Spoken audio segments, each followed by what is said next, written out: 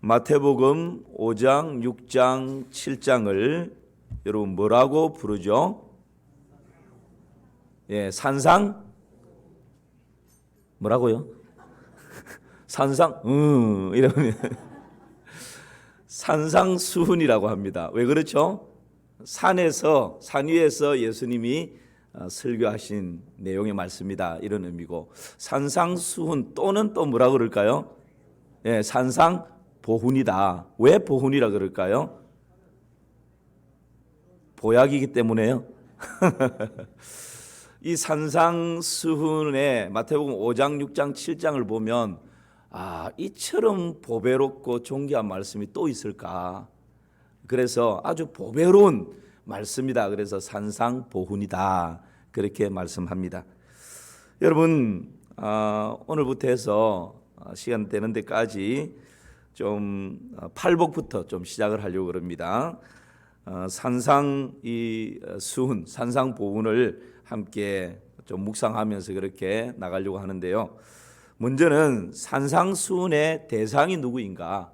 이 산상수훈을 듣는 대상이 있지 않겠습니까? 예수님이 산 위에서 지금 설교를 하시고 가르치시는데 이 대상, 이 설교를 듣는 대상이 누굴까요? 할렐루야. 제자들, 모든 무리들. 이제 손 들어 볼까요? 1절에 한번 보시기를 바랍니다. 1절에 나와 있습니다. 우리 함께 읽겠습니다. 시작. 예수께서 무리를 보시고 산에 올라가 앉으시니 제자들이 나온지라. 그 다음에 2절에 입을 열어 가르쳐 이르시되. 다시 1절. 예. 자, 예수께서 무리를 보시고 산에 올라가 앉았는데 누가 나왔어요? 제자들이 나왔습니다. 그리고 예수님이 입을 열어서 어떻게 하셨다고요? 가르치셨어요. 자, 다시 묻습니다. 지금 이 산상수훈을 듣는 대상자들은 무리입니까? 예수님께 나와 앉아있는 제자들입니까? 진짜입니까? 아니면 어쩌랍니까? 우리가 참 이 말씀을 읽다 보면 이게 이거 같기도 하고 저거 같기도 하고 1절을 보니까 이게 제자들 같은데 이런 생각이 들죠. 그래서 신학자들도 이 산상설교는 제자들에게 예수님이 가르치신 것이다, 그렇게 주장하는 분들도 있습니다. 이 말씀을 근거로 하기도 하고, 또 이 산상수훈의 내용을 보면 우리가 간헐적으로 아는 것처럼 뭐 내 원수를 사랑해라, 내 오른밤 뺨을 치며 왼편 뺨까지 돌려대라, 뭐 속옷을 요구하는 자에게 겉옷까지 주라. 여러분, 보편적인 사람이 이렇게 할 수 있습니까? 한 대 맞으면 뭐 10대로 갚아야 속이 후련한데 어떻게 이걸 실천할 수 있겠어요? 그래서 이것은 제자들에게만 국한되어진 가르침이다. 일반적인 우리 평신도들은 이 근접하기도 힘들다, 그렇게 그냥 주장하고 이야기하기도 합니다. 그럴까요? 그렇지 않습니다. 여러분, 마태복음 7장 28절 말씀 보십시오. 성경은 성경으로 푸는 것이 가장 정확합니다. 같이 읽겠습니다. 예수께서 이 말씀을 마치심에 무리들이 그의 가르침에 놀라니. 예수님이 지금 산상수훈 5장, 6장, 7장 이 보배로운 말씀 설교를 딱 마치고 마지막 7장 마지막 부분에 딱 오니까 예수께서 이 말씀을 마치심에 누가요? 그렇죠. 제자들이 아니고 무리들이 그의 가르침, 예수님의 가르침에 어떻게 했다고요? 놀랐다는 거예요. 제자들만 가르침을 들었다면 제자들이 깜짝 놀라야죠. 그런데 무리들이 예수님의 이 가르침에 놀랬다라고. 그래서 지금 이 산상수훈을 듣는 대상은 누구라고요? 무리들이다. 끝까지 제자들 이러시면 안 됩니다. 무리들입니다. 자, 그러면 무리라고 하면 어떤 사람을 이야기할까요? 여러분, 우리 한글 성경에서는 그냥 무리하면 뭐 우리 여기 모여 있는 사람도 무리고 밖에 있는 사람도 무리고 많은 사람들이 모이면 이것을 일컬어서 뭐라 그러죠? 무리다, 그렇게 이야기합니다. 그런데 이 헬라어는요, 본래 신약 성경은 헬라어로 쓰여졌지 않습니까? 그리스라고도 하는데요, 이 헬라어는 참 이게 정교합니다. 그래서 무리를 말할 때 세 가지로 이야기를 합니다. 세 부류의 무리를 구분해서 말한다 이 말씀이죠.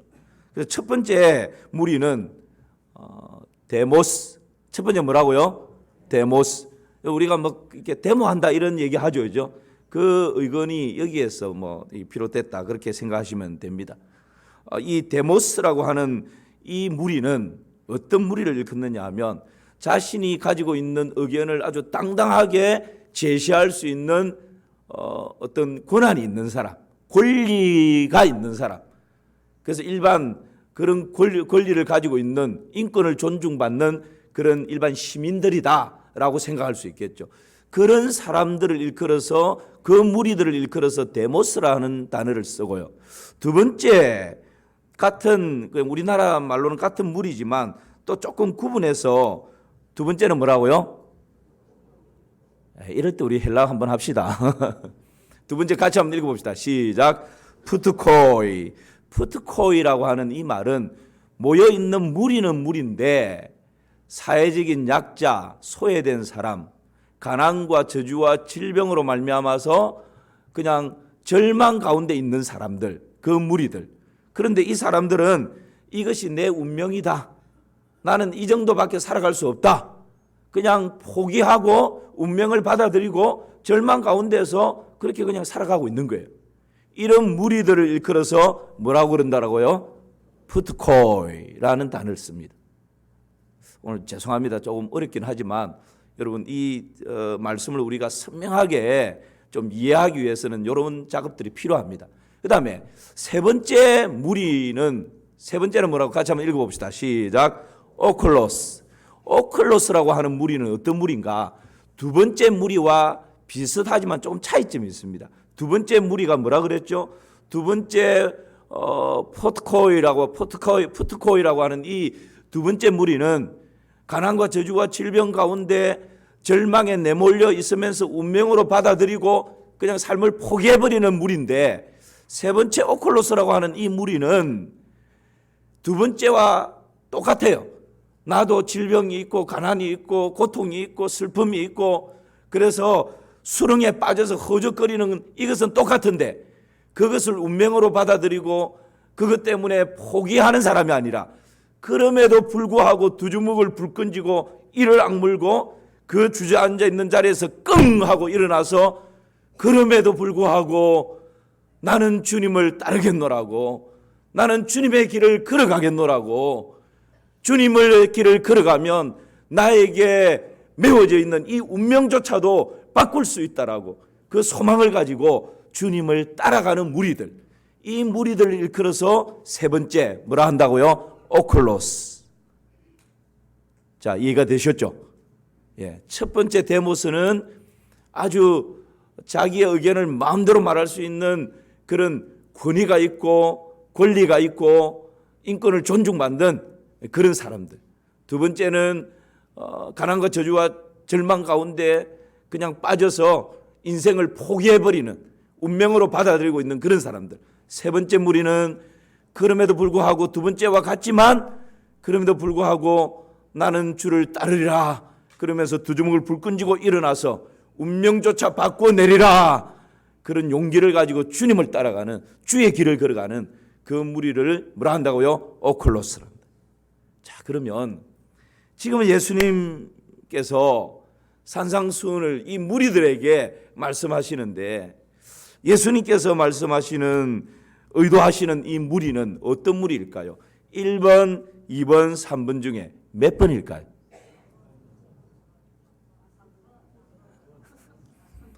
손 들어볼까요?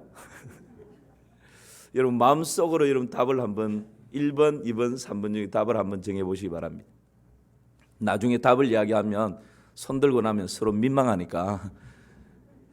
자, 여러분 마음속으로 정했죠? 예, 답은 3번입니다. 오클로스. 지금 여기에 모여있는 무리들, 예수님께서는 나중에 제가 결론으로 말씀을 드리겠지만 여러분 3절, 오늘 3절 말씀을 다시 한번 보시겠습니까? 3절에 보면 우리가 딱 오해하기 좋습니다. 심령이 가난한 자는 복이 있나니 천국이 누구의 것이라고요? 그들의 것이며. 우리 한글 번역으로 그대로 보면 심령이 가난한 자, 이게 조건부로 이해가 됩니다. 심령이 가난해야, 이 조건이 충족돼야 그 다음에 뭐라고요? 복이 있다. 그 복은 뭐라고요? 천국을 누리는 복이다 이거죠. 그런데 좀 원어에 가깝게 말씀을 드리자면 심령이 가난한 자는 복을 누리는데 천국의 복을 누린다 이런 의미가 아니고 조건부가 아닙니다. 이미 복받은 자들이요 당신들의 심령이 가난하군요 이런 의미입니다. 당신들은 복받은 자들입니다. 이미 심령이 가난하기 때문에 그렇습니다. 이런 의미입니다. 그러니까 거기에 모여있는 무리를 대상으로 지금 예수님이 복받은 자들이요 당신들의 심령이 가난해 있군요 라고 하는 이 말은 데모스도 아니고 푸트코이도 아니고 오클로스, 정말 이 환경과 상황과 여건과 가난과 저주와 질병으로 말미암아 깊은 수렁에 빠져서 허죽거릴 수밖에 없는 인생인데 그럼에도 불구하고 거기에서 주님을 바라보고 주님을 따라가고 주님을 소망하는 그 마음을 가지고 끙하고 일어나서 오늘도 믿음의 걸을 한 걸음 한 걸음, 때로는 힘겹지만 그 무거운 발걸음을 한 걸음 한 걸음 뛸 수 있는 그 사람들을 향해서 이미 복받은 자들이라고, 당신들이 지금 천국의 복을 받았다고 그렇게 선언하고 있는 내용이 오늘 이 3절의 말씀이다 하는 것입니다. 여러분, 그런 의미를 가지고 3절 말씀을 다시 한번 읽어봅시다. 시작. 심령이 가난한 자는 복이 있나니 천국이 그들의 것임이요. 아멘입니다. 여러분, 이 산상수훈에 예수님께서 산상수훈을 딱 시작하면서 복을 말씀하시는데요. 몇 가지 복을 말씀하시죠? 그렇죠. 8가지. 이것을 일컬어서 팔복이다. 산상수훈의 팔복이다. 그렇게 말씀을 합니다. 여러분, 이 팔복 중에서 8가지 복 중에서 첫 번째부터 네 번째까지는 하나님과의 관계 가운데에서 누릴 수 있는 복입니다. 그리고 5번째부터 8번째까지는 사람과의 사람 관계 가운데에서 누리는 복을 말합니다. 10계명도 마찬가지죠. 1계명에서 4계명까지는 누구와의 관계죠? 대신 관계를 해서 하나님과 우리 인간의 관계입니다. 5계명부터 10계명까지 6계명은 누구와의 관계죠? 대인 관계를 해서 사람과 사람의 관계에 대한 계명입니다.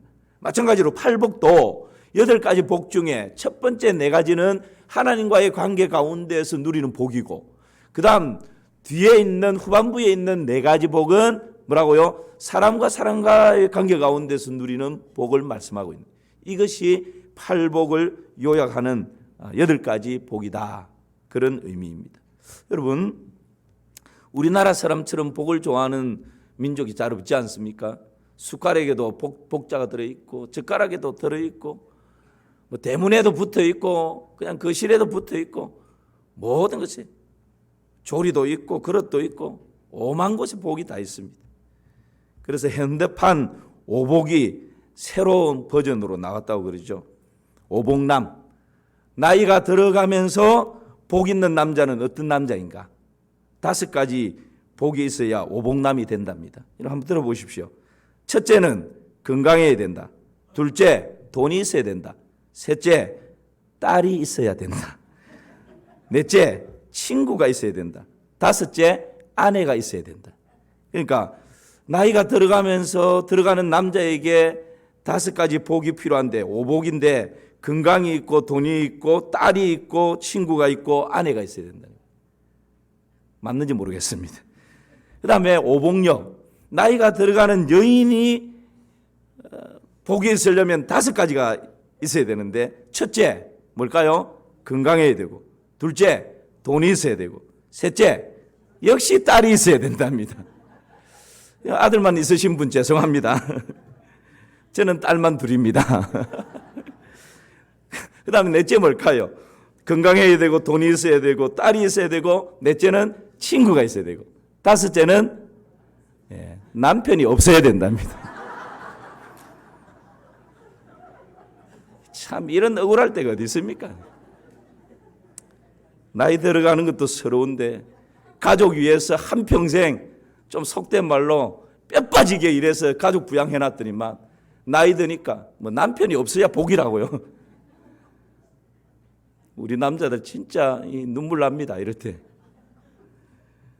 그래서 뭐 나이 들면 그냥 이사 갈 때 안 데리고 갈까 봐서 집에 키우는 애완견 부둥켜 안고 그냥 차에 빨리 올라타가 있다고 그러는데, 여러분 이것이 얼마나 지금 왜곡되어져 있는 세상 가치입니까? 새로운 오복이 뭐 딸 있으면 복됩니까? 그럼 아들 있는 사람은 복이 아닙니까? 얼마나 성경과 위배되어 있는 이 복을 인터넷에서 그냥 그릇김없이 그냥 나뒹굴고 있지 않습니까? 여러분 우리가 복 그러는데요, 너무 이 세상적인 가치 가운데 복에 그냥 휘말려 있는 것입니다. 그리고 예수님 당시 지금 예수님이 이 산상수훈을 베푸시는 이 시대 정신이 뭐였습니까? 한마디로 말하면 팍스 로마나입니다. 로마가 세계를 제패하면서 제창했던 게 뭡니까? 팍스 로마나. 힘이면 된다. 막강한 군사력만 있으면 돈도 없고 여자도 없고 명예도 없고 권력도 없고 힘만 있으면 행복도 없고 복도 없고 평화도 없고 모든 거 다 얻는다는 거예요. 이것이 이때 당시 시대 정신이었어요. 여러분 지금 우리가 살아가는 이 시대는 다릅니까? 돈만 있으면 돈이 우상이 돼서 돈만 있으면 뭐든지 다 누릴 수 있고 잘 먹고 잘 사는 것이 복이다, 행복이다. 이게 지금 요즘 우리가 살아가는 시대 정신 아닙니까? 근데 여러분 이런 시대 정신이 판을 치고 있을 그때에 예수님께서 여러분 진짜 복이 뭔지 압니까? 오복남 오복녀가 아니고 우리 인생에 진짜 복이 있는데 거짓된 복이 아니고 왜곡된 복이 아니고 참된 복이 있는데 바로 이것이 진짜 복입니다 라고 하면서 8가지 복을 제시하고 있는 거예요. 여러분 저는 오늘날 우리 그리스도인들이라면 예수님께서 시대 정신을 역행하면서 말씀하고 계시는 이 8복에 우리의 마음을 쏟고 이 8복의 은혜가 우리의 심령 가운데 충만하기를 사모하고 기대하고 찾아 구하는 은혜가 있기를 주님의 이름으로 축복합니다. 이게 진짜 복이라는 거예요. 여러분 그중에 첫 번째가 뭡니까? 심령이 가난한 자는 복이 있나니 천국이 그들의 것이다. 심령이 가난한 복을 말씀하고 있습니다. 자, 그렇다면 심령이 가난하다는 것이 어떤 것일까요? 우리가 좀 오해를 하고 있는 부분이 있을 수 있기 때문에 심령이 가난한 것이 어떤 것인지를 알기 전에 그러면 심령이 가난한 것이 아닌 것은 어떤 걸까? 우리가 속을 수 있거든요. 아, 이런 상태가 지금 내가 심령이 가난한 상태구나 라고 생각을 할 수 있고 속을 수 있는데 심령이 가난한 상태가 아닌 것은 어떤 것인가? 먼저는 물질적인 가난이 곧 심령이 가난한 것은 아닙니다. 이해가 되시죠? 내가 물질적으로 가난하다 해서 이것이 곧 심령의 가난함과 같은 것이 아니라는 거예요. 여러분 심령이 가난하지만 물질적으로 가난하지만 교만한 사람이 있을 수 있고요. 물질적으로 부자지만 정말 겸손한 사람이 있을 수 있습니다. 물질의 가난과 부를 가지고 심령의 가난과 부를 말할 수 없다는 것입니다. 속으면 안 됩니다. 두 번째는 심령이 가난한 상태가 아닌 것, 외로움이나 고독 또는 우울한 상태가 아니라는 거예요. 어떨 때는 우리가 외로움을 느낍니다. 가을에 낙엽이 떨어지는 것을 보면 괜히 고독해지고 커피 한 잔을 마시면서 고독을 즐기기도 하는, 아마 그때에 내가 내 마음에 들어오는 이런 어떤 감정의 상태가 가난한 상태가 아니라는 거예요. 그것은 내 감정일 뿐입니다. 그것을 심령의 가난함으로 속으면 안 됩니다. 또 하나 심령의 가난이 아닌 것은 어떤 걸까요? 치열한 정말 바쁘게 정신없이 돌아가는 그런 경쟁사회 가운데에서 토요일이나 주일날, 공휴일날 실컷 늦잠 자고 일어나니까 뭐 아내도 없고 자식들도 없고 덩그러니 그냥 조용한 거실에 앉아서 TV 채널을 돌리면서 세수도 안 하고 그냥 머리는 이렇게 들려 있고 잠옷 입은 채로, 아휴 내가 이렇게 뼈 빠지게 일하면서 벌써 나이가 이만큼 들었는데 야, 이걸 위해서 내가 결혼을 했나? 이렇게 사는 것이 진짜 이게 행복인가? 때로는요, 중년을 넘어가게 되면 때로는 남자들에게, 여인들에게도 마찬가지죠. 인생의 허무함이 밀려오고 공허함이 밀려올 수 있습니다. 그런 허무함과 공허함이 밀려오는 그 상태가 여러분 심령이 가난한 상태일까요? 그것도 아니라는 거예요. 그러니까 우리가 이런 것 때문에 지금 이런 것이 심령이 가난한 거다라고 속으면 안 된다라는 것을 제가 말씀드리고 있는 것입니다. 때로는 현대의 물질 만능주의 때문에 상대적으로 박탈감을 느끼고 또 소외감을 느끼는 그 상태가 지금 심령이 가난한 상태가 아닐까라고도 생각할 수 있습니다. 그러나 그것도 아닙니다.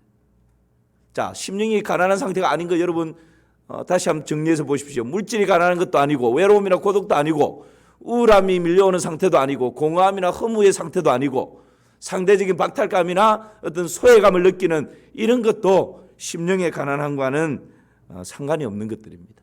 자, 그렇다면 심령이 가난한 자가 복이 있고 천국을 이미 누리고 있다라고 했는데 여러분 어떤 사람이 심령이 가난한 사람일까요? 이 가난이라고 하는 이 말을 조금 더 의미 있게 들여다봐야 됩니다. 여러분 보통 우리는 가난하다라고 하면 상대적인 가난을 많이 이야기합니다. 나는 전세 사는데 저 사람은 자기 집 가졌네. 나는 화장실 하나인데 저 사람은 화장실 3개짜리 사네. 이럴 때 우리가 느끼는 것이 가난하다라고 생각할 수 있는 것이죠. 이 상대적인 비교를 통해서 가난하다 아니다라고 하는 것을 느낄 수가 있습니다. 그런데 심령이 가난하다라고 하는 이 가난의 의미는요, 상대적인 것이 아닙니다. 절대적인 것입니다. 이것을 조금 더 이해를 쉽게 돕기 위해서 여러분 이런 경험을 해보신 적이 있으십니까? 아마 사업을 하면서 IMF를 맞이했던 분들은 다 이런 경험이 있을 줄 압니다. 부도 직전입니다. 오늘 12시까지 막지 않으면 12시 땡 되면 모든 거 끝납니다. 지금까지 내가 일구어왔던 이 사업처 그래도 한번 지켜보려고 팔방으로 뛰어다닙니다. 잠도 못 자고 밥도 못 먹고 아는 사람, 친인척, 친구부터 해서 모든 사람들 다 동원해서 이렇게 저렇게 메우고 메꾸고 그런데도 역부족입니다. 오늘 12시입니다. 11시가 됐습니다. 1시간 남았습니다. 아내와 남편이 팔방으로 다 뛰고 뛰다가 더 이상 어찌할 수 없는 역부족을 경험하고 거실에 털썩 주저앉아 있습니다. 1시간 남은 시간은 시계가 째깍 10분이 지나고 20분이 지나고 지나갑니다. 더 이상 전화할 데도 없고 더 이상 손 벌릴 데가 없습니다. 그 누군가가 와서 도와주지 않으면 완전히 끝나버리는 그 상태, 지금 그 상태, 상대적이 아니라 절대적인, 이제 이렇게 째깍 조금 더 이 상태로 조금만 더 지나가면 땡 하면 이제 모든 끝이구나. 그 직전의 상태가 오늘 여기에서 말하는 가난이라고 하는 의미라는 거예요. 그렇다면 제가 지금 경제적인 것을 가지고 가난의 이 말씀에서 예수님께서 말씀하시는 가난의 의미가 어떤 것인지 말씀을 드렸는데 이것을 심령의 가난으로 바꿔보라는 거예요. 여러분 때로는 우리가 조금 여유가 있으면요 상대적인 심령의 가난을 가지고 도토리 키재기 합니다. 나는 그래도 돈이 좀 있으니까, 나는 그래도 외모가 좀 괜찮으니까, 나는 그래도 이런 재능이 있으니까, 나는 그래도 직장이 있으니까, 나는 그래도 이런 사업체가 있으니까. 여러분 뭔가 솟아날 구멍만 조금만 있어도 우리는 하나님의 절대성에 대해서 절박감이 없을 수가 있다는 거예요. 정말 하나님 없으면 안 됩니다. 하나님밖에 없습니다. 99% 하나님이고 1% 다른 거 말고요. 오로지 100%. 째깍 시간이 지나가는데 30분 남았는데 20분 남았는데 10분 남았는데 5분 남았는데 그 절박한 가운데에서 지금 내 힘으로는 아무것도 할 수 없는 오직 하나님밖에 없습니다. 하나님 이제 5분 남았습니다. 1분 남았습니다. 10초밖에 안 남았습니다. 라고 하는 그 절박함. 여러분 그런 절박함을 가지고 하나님 안에 내 인생에 만족되십니다. 하나님만이 도움이십니다. 하나님의 은혜가 없이는 단 한 발자국도 내디딜 수가 없습니다. 주여 나를 불쌍히 여겨 주옵소서. 주여 나에게 은혜를 주옵소서. 그 하나님에 대한 절박감, 이런 그 상태가 심령이 가난한 상태라는 거예요. 이런 자들을 향해서 우리 예수님께서 뭐라고 말합니까?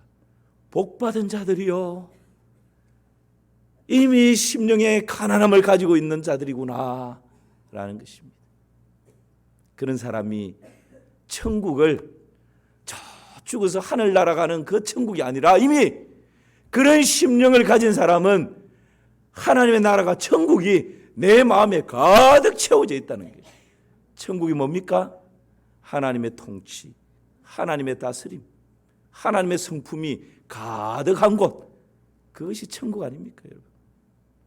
바로 그런 절박함을 가지고 있는, 그 절박함으로 하나님을 찾고 구하는 가난한 심령을 가진 그 사람이 복 있는 인생인데 이미 천국을 누리고 있는 인생이다, 그렇게 말씀하고 있는 것입니다.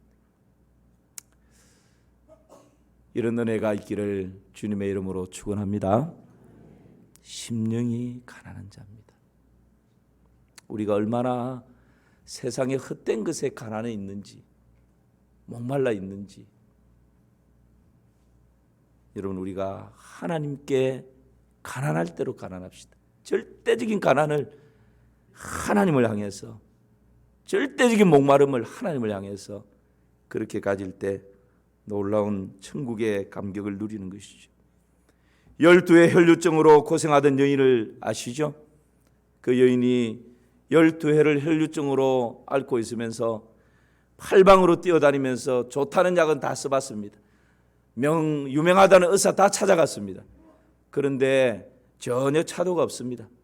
점점점 그 병은 더 심해져 갑니다.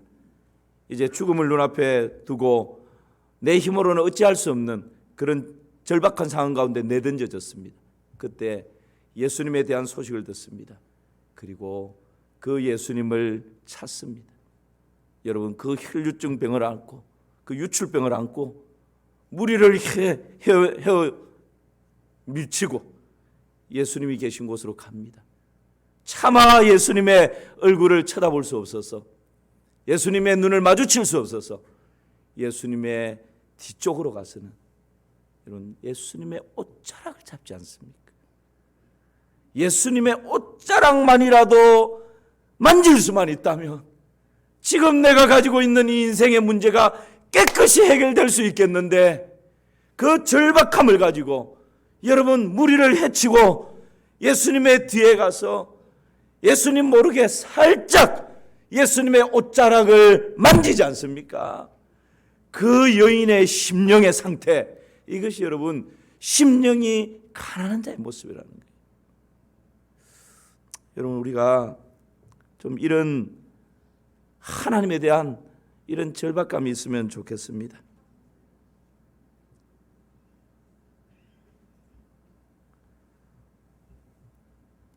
세상 것에 대해서는 너무 절박함으로 뛰어다니는데 정작 우리 하나님에 대해서는 이런 절박함이 어느새 다 메말라 버리고 예배드리는 것이나 기도 생활하는 것이나 너무나 형식과 외식과 가면을 쓰고 경건의 능력은 어느 순간 다 날아가 버리고 없는데 경건의 모양만을 붙들고 애쓰고 키재기하고 그런 모습이 우리의 모습이 아닌지, 자녀를 위해서라면, 돈을 위해서라면 자다가도 벌떡 일어나서 잠을 안 자고라도 그걸 위해서는 모든 것을 헌신하며 몸을 바치고 시간을 바치는데, 정말 하나님에 대한 사모함, 하나님에 대한 목마름, 하나님에 대한 그 굶주림에 대해서는 어느 순간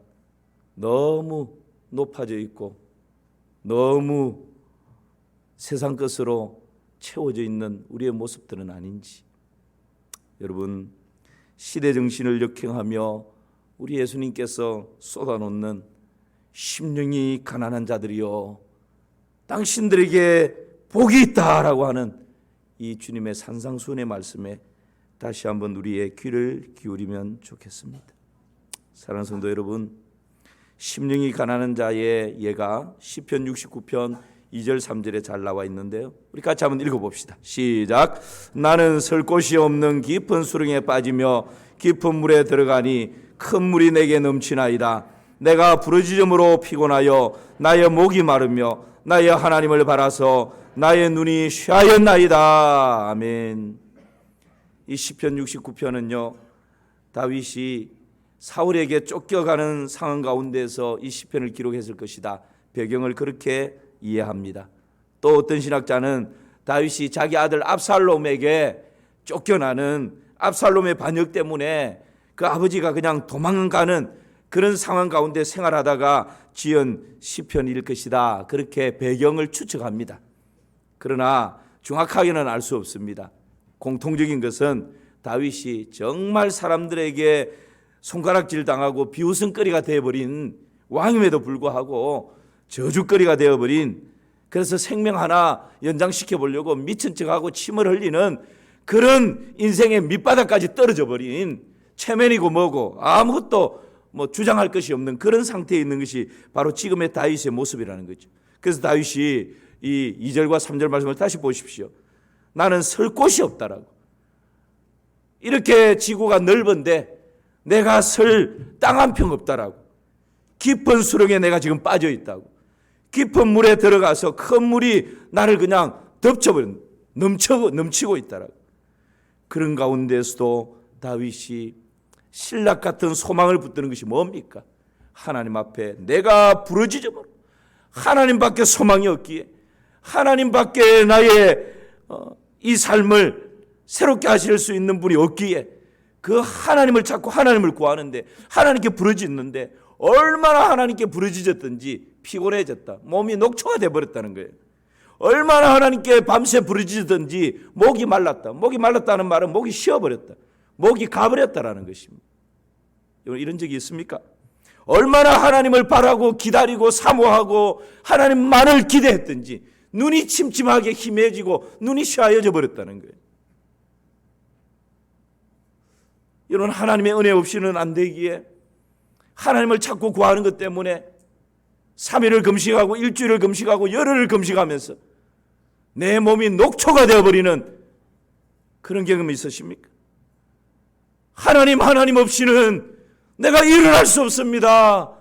하나님의 손길 없이는 단 한순간도 이 상황에서, 이 수렁에서 건짐받을 수가 없습니다. 하나님 제발 좀 도와주십시오. 하나님을 찾고 구하는 것 때문에 목이 쉬어버린 적이 있습니까?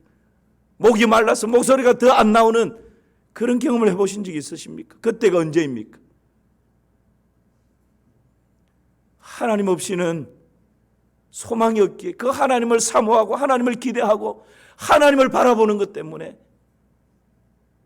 잠을 이루지 못하고 눈이 침침해지고 눈이 어두워지고 눈이 쉬어져지는, 사물이 정확하게 보이지 않는 여러분, 그런 경험이 언제 있었습니까? 오늘 시편 기자는 지금 그런 경험을 하고 있다는 것입니다. 여러분, 구약의 지금 이 상황이 심령이 가난한 자의 상황이다라는 것을 오늘 예수님께서 우리에게 말씀해 주고 있는 것이죠. 어떻게 심령이 가난해질 수가 있는 것입니까? 결론적으로 말씀드리면 우리의 심령이 가난해지기 위해서는요, 그러면 스스로 환경이 이렇게 어려워져야, 다윗처럼 인생 바닥을 쳐야 하나님을 절대적으로 찾게 되고 그때야 비로소 심령이 가난해지는 것일까요? 그럼 환경이 우리 심령을 만드는 거 아닙니까? 그렇지 않다라는 거예요. 아무리 부유한 사람도, 아무리 지식을 가지고 있는 사람도, 아무리 권력을 가지고 있는 사람도 가난한 심령이 될 수 있습니다. 어떨 때. 반대로 다윗처럼 지금 인생 바닥을 치는 사람도 가난한 심령이 될 수 있습니다. 어떨 때 그럴까요? 하나님 앞에 설 때 그렇습니다. 하나님 앞에 설 때. 돈 앞에 서면 우리 마음이 높아질 수 있습니다. 사람 앞에 서면 내가 좀 나으면 교만해지고 내가 그 사람보다 못하다 싶으면 열등감 가집니다.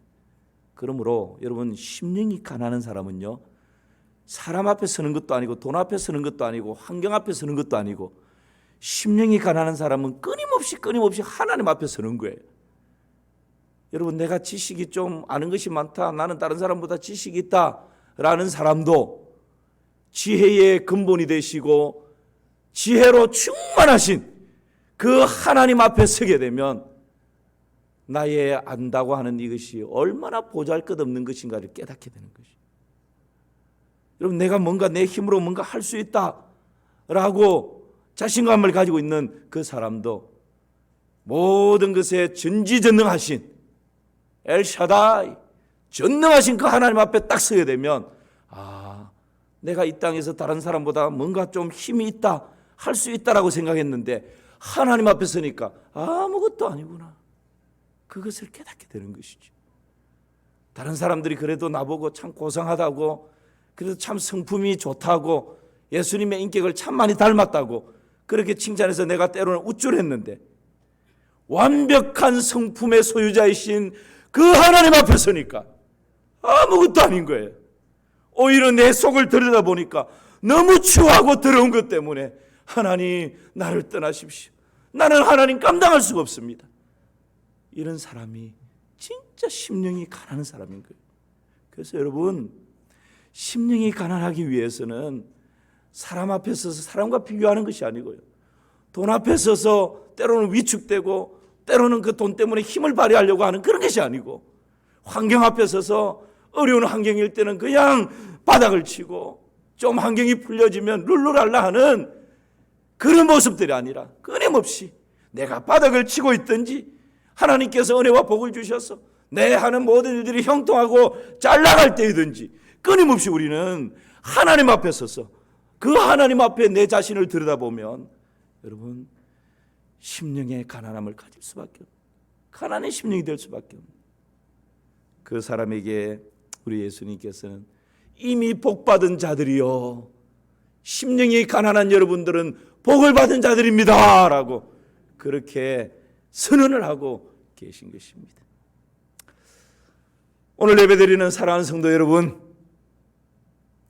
돈만 있으면 다 되고 잘 먹고 잘 사는 것이 참 행복이고 복이라고 주창하는 이 시대 정신 앞에서 아니라고, 그것보다 우리의 심령이 가난할 대로 가난해지는 이것이야말로 오클로스, 지금 내가 처해져 있는 상황은 가난과 저주와 절망 가운데 있지만 그럼에도 불구하고 나는 가리라, 주의 길을 가리라, 주님 십자가 지고 나는 가리라.